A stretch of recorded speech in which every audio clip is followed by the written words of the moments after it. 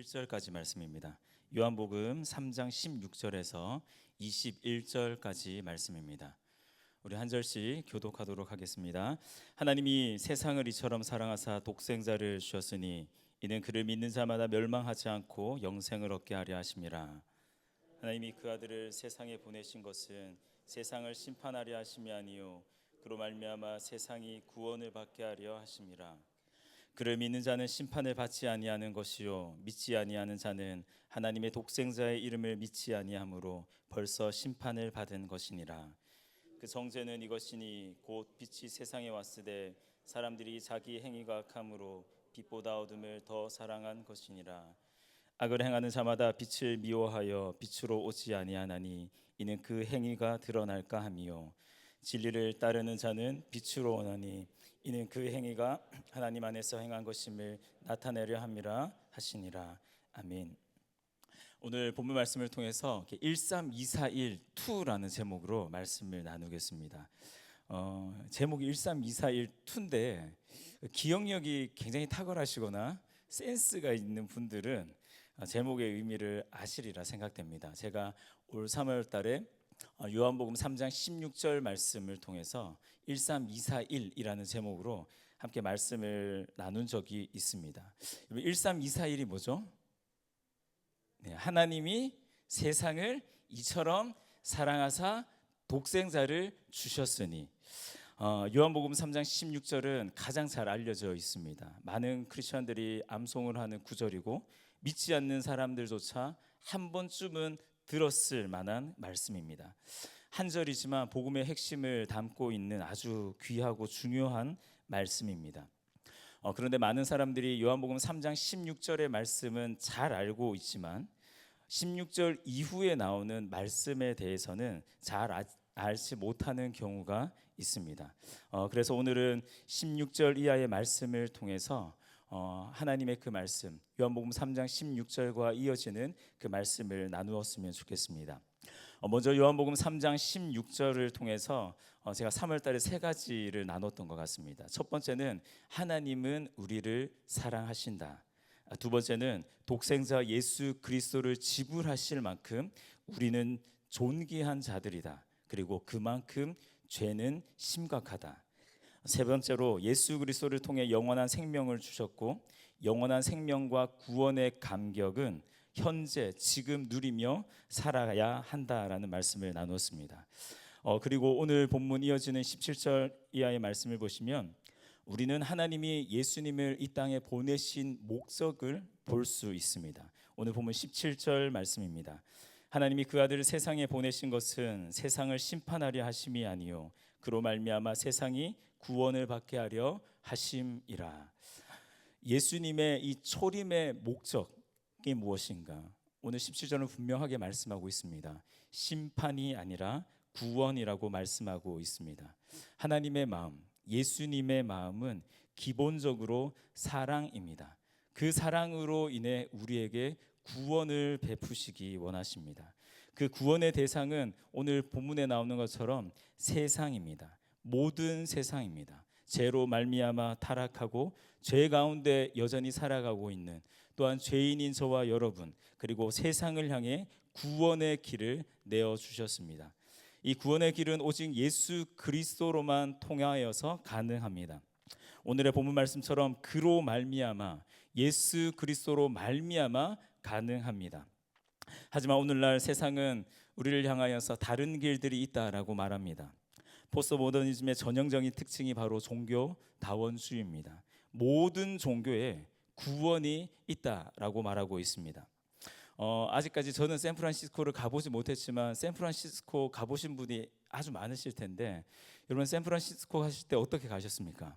1번으로 가셨습니까? 101번으로 가셨습니까? 5번으로 가셨습니까? 비행기 타고 가셨습니까? 배를 타고 가셨습니까? 기차를 타고 가셨습니까? 샌프란시스코를 가는 방법은 다양합니다. 이처럼 종교도 마찬가지라고 주장하며 구원받는 방법이 다양하다라고 말하고 있습니다. 하지만 우리는 이런 세상의 외침에 대해서 강력하게 맞서야 합니다. NO라고 말할 수 있어야 됩니다. 결코 아니다라고 말할 수 있어야 됩니다. 구원은 오직 예수 그리스도를 믿음으로만 받을 수 있다라는 것을 우리는 고백해야 합니다. 그런데 오늘 본문 18절 말씀을 보시면 구원과 함께 이 심판을 강조하고 있습니다. 오늘 18절 말씀을 보시면 그를 믿는 자는 심판을 받지 아니하는 것이요라고 말합니다. 여러분, 믿는 자는 구원을 받는다라고 기록하면 되는데 굳이 믿는 자는 심판을 받지 않는다라고 표현하고 있습니다. 분명 예수님의 이 초림의 목적이 구원이라고 밝혔습니다. 하지만 여러분, 구원이 구원되기 위해서는 심판이 반드시 필요합니다. 18절 중반절 말씀부터 보시면 믿지 아니하는 자는 하나님의 독생자의 이름을 믿지 아니함으로 벌써 심판을 받은 것이니라 라고 말합니다. 믿지 않는 자는 벌써 심판을 받았다. 이미 심판을 받았다라고 기록하고 있습니다. 즉 우리는 원래 심판을 받은 자들입니다. 사도 바울은 바울서 신에서 본질상 진노의 자녀였다라고 이야기하기도 합니다. 여러분, 이 말은 유죄 판결을 우리는 이미 받았고 사형 온도를 받았습니다. 그리고 우리는 죽을 날을 기다리고 있는 사형수와 같다라는 뜻입니다. 즉 죽은 것과 다름이 없는 삶을 살아가는 자들입니다. 자, 그런데 어느 날 갑자기 재심이 열렸습니다. 재판 이후에 이 판결이 완전히 뒤집어졌습니다. 분명히 유죄 판결을 받고 사형 온도를 받았는데 재판 이후에 무죄 판결이 났고 결국 감옥에서 나오게 되었습니다. 여러분, 이것이 바로 우리의 구원이라는 겁니다. 우리 모두는 이미 죄로 말미암아 유죄 판결을 받았습니다. 죄의 삭신, 이 사망이 확정된 상황이었습니다. 자, 그런데 예수님께서 변호사로 자청하셨습니다. 그리고 검사인 사탄의 모든 죄의 증거들을 파하셨습니다. 재판의 자리에서 십자가라는 그 증거를 보이셨습니다. 그리고 우리의 무죄를 주장하셨고 결국 재판장이신 하나님께서 우리의 무죄를 판결하셨습니다. 여러분, 우리의 구원은 사망과 죽음에서 생명으로 옮겨진 놀라운 사건입니다. 여러분, 그렇기에 구원을 경험한 자들에게는 감격이 있습니다. 여러분, 이 감격은 심판을 제대로 아는 자들만이 누릴 수 있습니다. 감옥에 들어가 본 사람, 사형 온도를 받았다가 무죄 판결을 받은 사람, 감옥에서 나와 본 사람이 여러분 그 자유의 기쁨을 얼마나 뼈저리게 느끼겠습니까? 여러분, 죄의 비참함을 알고 죽음의 두려움을 아는 자들만이 십자가의 생명과 가치를 제대로 알 수 있습니다. 시편 51편 말씀을 보시면 다윗은 밧세바와의 범죄 이후에 구원의 즐거움을 회복시켜 주시기를 간절히 기도하는 내용이 있습니다. 여러분, 범죄한 이후에 그에게 사라진 것이 무엇입니까? 구원의 즐거움이 다윗에게 사라진 겁니다. 그러니까 다윗이 지금 간절하게 눈물로 주님 앞에 호소하고 있습니다. 주님, 나에게 그 구원의 즐거움을 회복시켜 주십시오. 사랑하는 성도님들, 저와 여러분들은 구원의 감격을 누리고 계십니까? 여러분들의 삶 가운데 구원의 즐거움이 있으십니까? 신앙생활 1년, 2년, 10년, 20년 하면서 혹시 구원의 감격이 우리 가운데 무뎌지지는 않으셨습니까? 여러분, 예수님을 가장 처음 만났을 때를 한번 생각해 보십시오. 오늘 찬양팀에서도 찬양을 드렸지만 주님과의 그 첫사랑을 한번 기억해 보십시오. 여러분, 십자가라는 단어만 들어도, 예수 그리스도라는 그 단어만 들어도 우리가 눈물을 흘릴 때가 있었지 않습니까? 여러분, 그런데 과연 지금은 어떻습니까?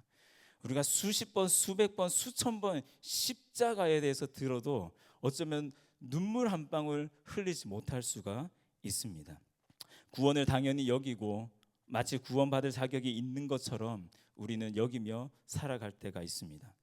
종교생활을 신앙생활로 착각한 채 기쁨과 감격 없이 기계처럼 습관적으로 살아가고 계시지는 않습니까? 여러분, 나의 죄인됨, 나의 연약함을 고백하며 심판과 사망에서 구원과 생명으로 인도하신 하나님의 사랑과 은혜에 날마다 감격하며 살아가시는, 여러분, 그 구원의 즐거움이 저와 여러분들의 삶 가운데 날마다 경험되어지시는 은혜가 있으시길 축복합니다. 이처럼 오늘 본문은 심판과 구원을 대조적으로 말씀하고 있습니다. 이 심판과 이 구원은 믿지 않는 자와 믿는 자의 이 대조이기도 하고 19절 이하를 보시면 어둠과 이 빛의 대조로 설명하고 있기도 합니다. 이 두 가지를 우리가 조금 더 살펴보았으면 좋겠습니다. 먼저 심판을 받는 자는 믿지 않는 자입니다. 독생자 예수 그리스도를 믿지 않는 자는 오늘 보면 20절 말씀처럼 악을 행하는 자라는 뜻입니다. 이들은 19절 말씀처럼 자기 행위가 악함으로 빛보다 어둠을 더 사랑하는 자들입니다. 분명 어둠보다 빛이 훨씬 좋지만 이들은 빛이 아니라 어둠을 선택하고 어둠을 더 사랑하는 자들입니다. 아마도 이들은 빛과 구원의 감격을 경험해 보지 못했기 때문에 이 구원의 그 즐거움의 그 맛을 알지 못하기 때문에 빛을 제대로 알지 못했던 것 같습니다. 이들은 더 나아가서 빛을 미워하고 빛으로 오지 않는다라고 말하고 있습니다. 그 이유를 20절 말씀에서는 그 행위가 드러날까 두려웠기 때문이다라고 기록하고 있습니다. 여러분, 어두운 곳에 빛을 비추면 모든 것이 밝게 환하게 드러나기 마련입니다. 여러분, 빛으로 가까이 오면 올수록, 빛 대신 예수 그리스도께로 가까이 오면 올수록 우리 안에 있는 죄가 얼마나 더 추악한지. 여러분, 빛이 멀리 있을 때는 그래도 우리가 나이스해 보입니다. 그래, 나 정도는 괜찮지.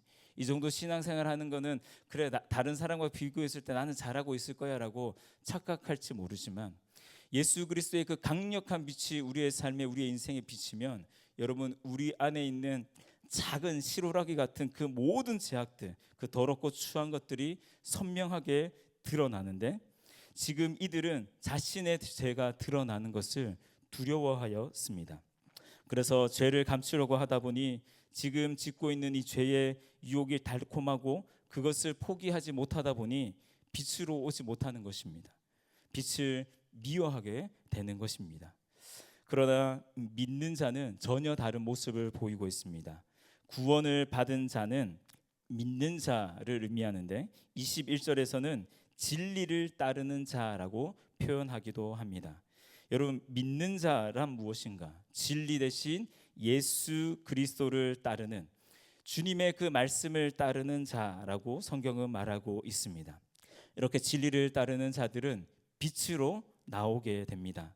여러분, 믿지 않았던 사람들은 빛으로 나아가기를 두려워했습니다. 그래서 그 빛을 미워했는데 여러분, 믿는 자들은 빛으로 더 가까이 나간다라고 성경은 말하고 있습니다.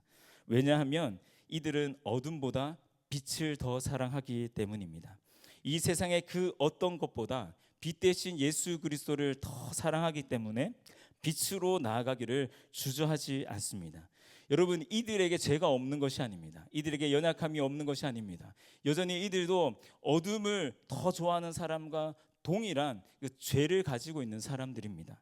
자기 자신에게 죄가 있음에도 불구하고 그 죄가 드러나기를 두려워하지 않고 주님 앞으로 적극적으로 나아가는 자신감 넘치는 모습이 있습니다.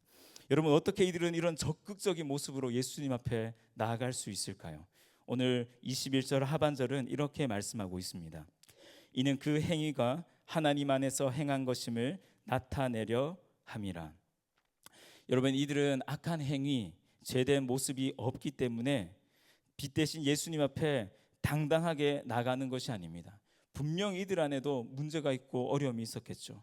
그런데 이들이 주님 앞에 나갈 수 있었던 것은 이들의 행위가 하나님 안에서 행한 것임을 나타낸다라고 말하고 있습니다.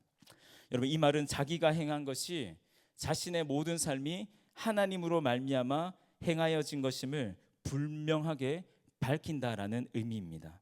즉, 자신의 모든 삶이 빛된 삶의 모습이 자신이 탁월해서가 아니라, 나에게 죄가 없어서가 아니라, 나에게 문제가 있어서가 아니라 하나님으로 말미암아 하나님과 연합되어 하나님의 능력으로 행해졌다, 행해진다라는 것을 믿기 때문입니다.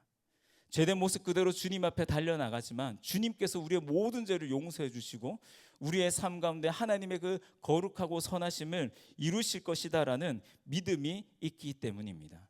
여러분, 결국 믿지 않는 자는 자신의 욕심과 욕구를 따라 자신이 원하고 좋아하는 것을 선택하는 자들입니다. 반면에 믿는 자는 하나님의 말씀을 따라서 하나님이 원하시는 것을 선택하고 하나님의 기쁨이 되는 자들입니다. 여러분, 이 둘의 차이가 무엇일까요? 믿는 자와 믿지 않는 자의 차이가 무엇일까요? 자기 중심적인가? 하나님 중심적인가? 내가 주인인가? 하나님이 주인인가의 문제입니다. 여러분, 이 차이는 심판과 구원이라는 전혀 다른 결과를 초래하게 됩니다. 저와 우리 모든 성도님들의 삶은 어떠하십니까? 과연 우리의 삶은 하나님이 주인 되신 삶인지 아니면 여전히 내가 주인 되어 살아가고 있는지, 하나님의 말씀을 따라서 하나님이 원하시는 것을 선택하고 그렇게 살아가고 있는지, 아니면 나의 욕구와 욕망을 따라 내가 원하는 것을 선택하고 행동하고 있지는 않은지, 저와 여러분들이 하나님 중심으로 하나님을 주인으로 고백하며 하나님이 원하시는 삶을 살아가시길 주님의 이름으로 축복합니다. 여러분, 오늘 말씀은 너무나 명확하게 우리에게 말씀하고 있습니다. 예수 그리스도를 믿으면 구원이 있고 믿지 않으면 심판이 있다. 빛과 어둠, 하나님이 주인된 삶인가, 내가 주인된 삶인가. 여러분, 이 두 사이의 구분이 아주 선명하게 드러나고 있습니다. 그런데 문제는 우리의 현실입니다. 성경은 분명한 차이를 우리에게 말씀하고 있지만 여러분, 우리의 삶을 돌아보았을 때 우리는 여전히 이 둘 사이에서 갈팡질팡하는 모습입니다. 분명 예수 그리스도를 믿고 예수 그리스도를 내 삶의 주인으로 모셔드렸지만 여전히 내가 주인이 되어 내가 하고 싶은 것들을 선택하며 내가 하고 싶은 것들을 그렇게 하고 있는 모습들이 있습니다. 빛을 사랑한다라고 고백하고 빛 대신 예수 그리스도를 따라가면서도 여전히 내 삶 한켠에는 어둠이 사라지지 않고 있습니다.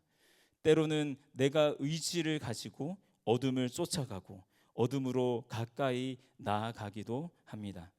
하나님도 사랑하고 세상도 사랑하는 모습이 우리에게 있습니다. 여러분, 우리 가운데 그 누구도 하나님 앞에서 나는 온전합니다. 저는 그렇지 않습니다. 저는 분명한 빛으로 살아가고 있습니다. 하나님 중심의 삶을 살아가고 있습니다. 예수 그리스도를 믿음으로 저는 이 모든 어둠과 제약들을 끊었습니다라고 고백할 수 있으신 분이 있으실까요? 여러분, 우리는 여전히 불완전한 자들입니다. 구원을 받고 구원의 완성을 향해 나아가고 있는, 여전히 우리의 신앙은 완성된 것이 아니라 현재 진행 중에 있는 신앙의 모습입니다. 여러분, 중요한 것은 빛으로 더 가까이 나가는 것입니다. 여러분, 어제보다 오늘 한 발자국 더 그 빛 대신 주님께로 더 나아가면 됩니다. 정말 심각한 문제는 정체된 것입니다. 아니면 빛이 아니라 어둠으로 더 가까이 나가는 것이 문제입니다. 저희 집 이 넷째 막내가, 제가 막내라고 말하는 이유가 있습니다. 다섯째, 여섯째가 태어나지 않고 이 넷째가 막내인 걸 믿고 저희 집 막내가 이제 더 주시지 않을 줄 믿고 넷만 잘 키울 줄 믿습니다. 저희 집 막내가 이제 내일이면 만 6개월이 됩니다.